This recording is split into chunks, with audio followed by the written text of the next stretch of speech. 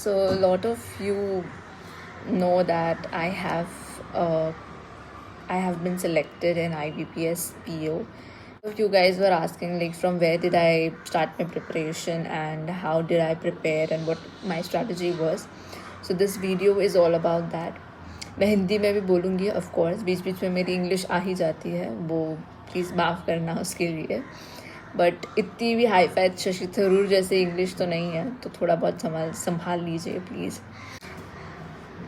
तो मैं पहले अपना इंट्रोडक्शन दे दूँ कि मतलब मेरा नाम है सपना और मैंने अपनी ग्रेजुएशन आर्ट्स में करी है, फिर मैंने मास्टर्स भी करी. तो उस दौरान ही मैं यूपीएससी की प्रिपरेशन कर रही थी मास्टर्स के टाइम पे, और मैंने हालांकि 2 अटैम्प्ट्स दिए हैं यूपीएससी के, बट अनफॉर्चुनेटली मेरा प्रीलिम्स तो नहीं हो पाया था किसी भी अटैम्प्ट में. तो फिर उस आरबीआई से की थी, आरबीआई ग्रेड बी की जो एग्ज़ाम होती है, मैंने उसकी प्रिपरेशन की 2-3 महीने के लिए, और उसमें मेरे अच्छे मार्क्स आ गए थे, बट ओवरऑल कट ऑफ में और क्वांट में नहीं हो पाया था पहले अटैम्प्ट में. तो फिर मैंने सोचा कि चलो बैंकिंग एग्ज़ाम ही मैं शुरू कर देती हूँ. तो मैंने उस तरह से लास्ट 2024 के अगस्त महीने से जो बैंकिंग के एग्ज़ामिनेशन की तैयारी शुरू कर ली थी. और उस दौरान फिर मेरे जो जितने भी बैंकिंग के एग्ज़ाम्स होते हैं, एलआईसी के एग्ज़ाम्स होते थे या फिर इंश्योरेंस के, मैंने सारे दिए थे कि मतलब चलो देख लेते हैं क्या है, प्रिपरेशन तो चालू है, हो जाए तो ठीक है.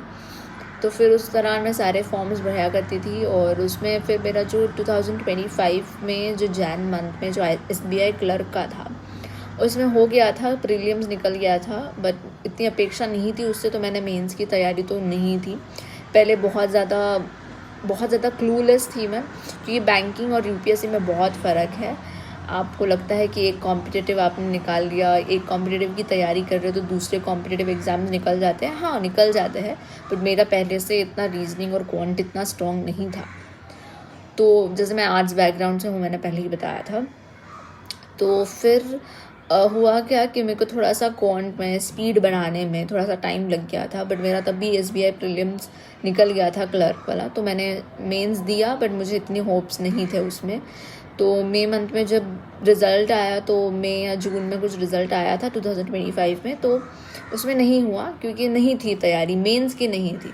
तो one thing I have learned कि भाई मेंस की तैयारी आपको करनी ही करनी है, स्टार्टिंग से करनी है. आपको प्रीलिम्स तो निकल जाएगा आपका स्पीड और एक्यूरेसी से, बट मेंस में थोड़े एक लेवल अप होते हैं चीज़ें, तो आपको थोड़ा मेंस प्रैक्टिस करना पड़ेगा. थोड़े टॉपिक्स अलग होते हैं, रीजनिंग बोलो या फिर क्वांट बोलो.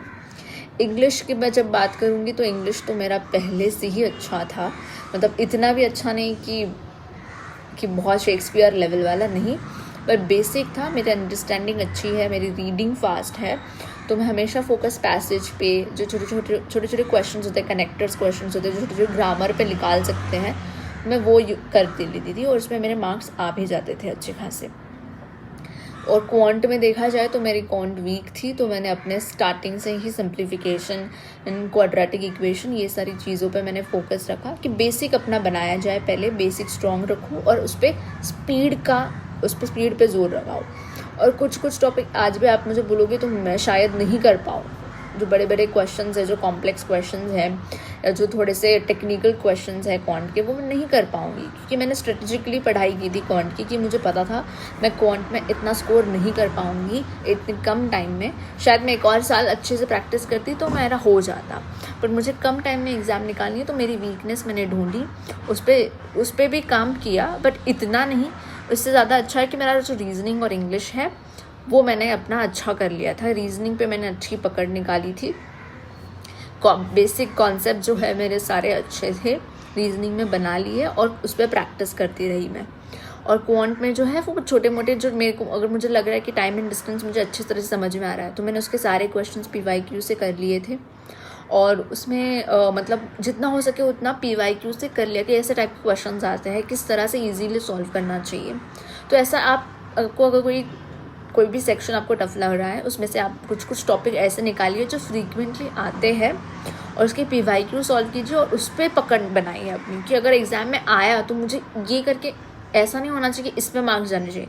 जैसे सिंप्लीफिकेशन, क्लर्क और इसमें सिंप्लीफिकेशन ज़्यादा आते हैं, तो सिंप्लीफिकेशन मैंने पकड़ में कर लिए थे कि मेरे को पता है इसमें मार्क्स आने ही आने हैं और एक्यूरेसी से आने हैं, स्पीड में आने हैं।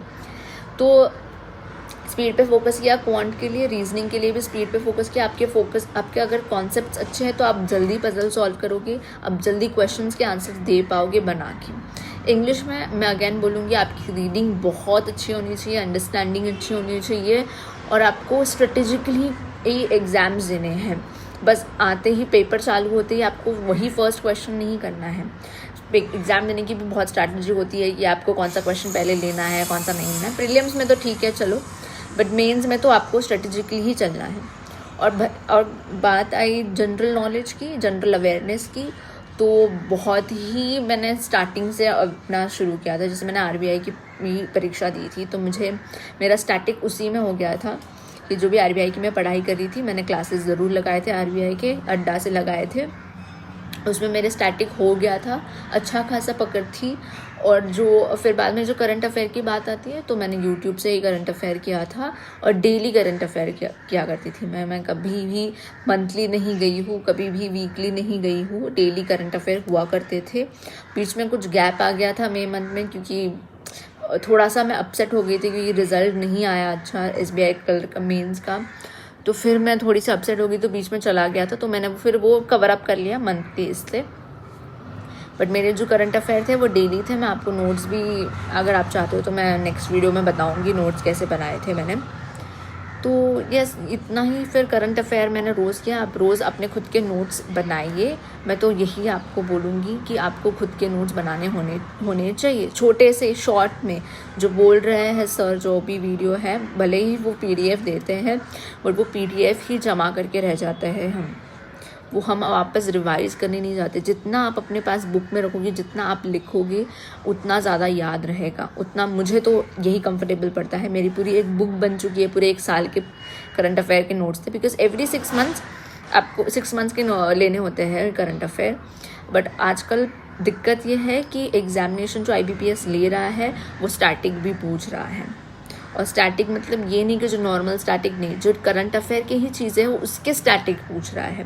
सो प्लीज़ आप थोड़ा ट्रेंड के साथ आप एग्ज़ाम की प्रिपरेशन कीजिए। बस नॉर्मली प्रिपरेशन करना है इस वजह से करना, ऐसा नहीं होता है।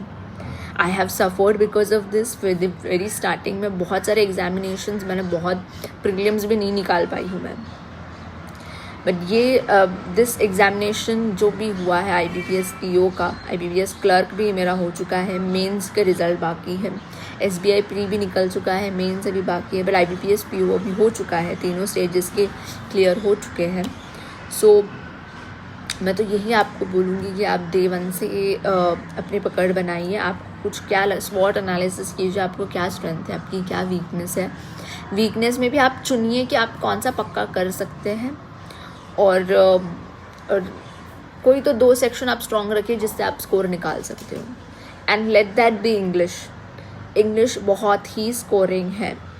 अगर आप अपने मन से डर निकालेंगे कि इंग्लिश का डर होता है। मैंने भी क्वांट की बहुत स्टार्टिंग में डरा करती थी कि कुछ आ ही नहीं रहा है, मार्क्स ही नहीं है, स्पीड ही नहीं है, अगर सम आ रहे तो स्पीड नहीं है। बट ओवर द टाइम आप प्रैक्टिस करके कर सकते हो। Anything is possible with practice. There is a quote that we say that practice makes man perfect. Over a period of time आपको comfortable हो जाएगा उस सेक्शन में। और मेंस की जो तैयारी है वो प्लीज़ स्टार्टिंग से रखिए। That's going to be my genuine advice to you all कि मेंस की स्टार्टिंग से पढ़ाई रखिए। बिकॉज मेंस और एग्ज़ाम आपका जब प्री का रिजल्ट आता है और मेंस में कोई ज़्यादा दिन का अंतर है ही नहीं। 10 to 15 to 10 to 15 डेज़ होता है मैक्सिमम। आप 10 to 15 डेज़ में नहीं, आप मेंस के जो टॉपिक्स है वो इतने अच्छे से नहीं कर पाओगे। तो पहले से ही आप रखिए, पजल्स रखिए, जो इनपुट आउटपुट है वो सीख लीजिए। जो छोटे मोटे टॉपिक्स है जो मेंस में भी आते हैं, प्रीलिम्स में भी है, वो आप कॉन्सेप्चुअली अच्छा कीजिए। रीजनिंग की मैं बात कर रही हूँ, इंग्लिश तो चलो है ही, और इंग्लिश का जो डिस्क्रिप्टिव राइटिंग है वो भी थोड़ा थोड़ा करना शुरू कर दीजिए। वो आप एडिटोरियल पढ़ोगे तो आपको ठीक है समझ में आएगा, या आप किस किस टॉपिक पे लिख सकते हो। सो ऑनेस्टली यही मेरा गाइडेंस रहेगा कि आपको क्या करना चाहिए क्या नहीं। अगर आपको ऑलरेडी डिटेल में और कुछ चीज़ें चाहिए, जनरल था, मतलब मैंने किसी कैसे पढ़ाई की। और रही बात इंटरव्यू की बात, तो इंटरव्यू जो है, प्लीज़ आप बिल्कुल भी ऐसा मत समझिए कि मुझे मॉक इंटरव्यू लगाने की कोई ज़रूरत नहीं है। नहीं, बिल्कुल नहीं। अगर मेरा इंटरव्यू अच्छा गया है तो वो बिल्कुल ही मेरे मॉक इंटरव्यू की वजह से, बिकॉज़ मैंने 4 या 5 मॉक इंटरव्यू तो दिए हैं, 2 ऑनलाइन थे और 3 ऑफलाइन थे। तो इंटरव्यू दीजिए आप। अगर आपका मेंस हुआ है, क्लियर हुआ है, तो आप इंटरव्यू दीजिए। मॉक इंटरव्यू देना बहुत ज़रूरी है। इट्स जस्ट लाइक आप कैसे मॉक टेस्ट देते हो एग्ज़ाम्स के पहले, वैसे ही है मॉक इंटरव्यू।